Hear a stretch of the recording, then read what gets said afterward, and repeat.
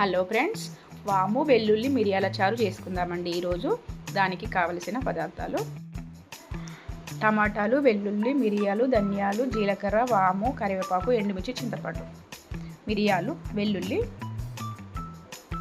ధనియాలు, వాము, జీలకర్ర, కరివేపాకు, ఎండుమిర్చి కచ్చపచ్చగా మిక్సీ పడదామండి. ఇప్పుడు టమాటాలు మిక్సీ పడదాం కొంచెం కచ్చపచ్చగా.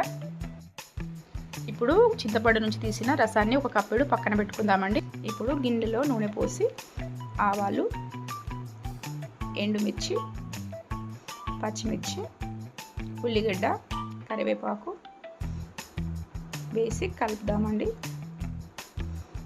ఇప్పుడు మనం చేసి పెట్టుకున్న మిశ్రమాన్ని వేసి కలుపుదాము.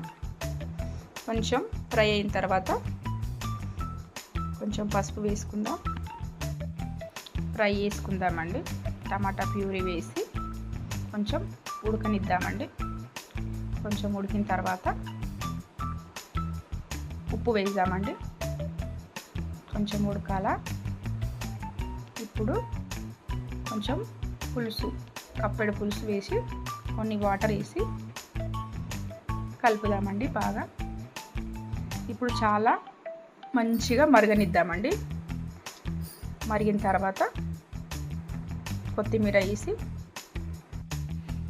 బాగా మరిగించాలండి. ఇప్పుడు ఎంత మరిగితే అంత టేస్టీగా ఉంటుంది, దాని ఫ్లేవర్ అనేది అందులోకి వస్తుంది. ఇప్పుడు బౌల్లోకి వేసుకుందాం. ఇది వేడివేడి అన్నంలోకి చాలా బాగుంటుందండి. ఇది రైనీ సీజన్లో సర్ది, జలుబు, దగ్గు ఏది ఉన్నా కానీ ఈ వాము వెల్లుల్లి మిరియాల చారు చాలా బాగుంటుందండి. ఇది మీ ఇంట్లో కూడా ఒకసారి ట్రై చేసి చూడండి. Thank you.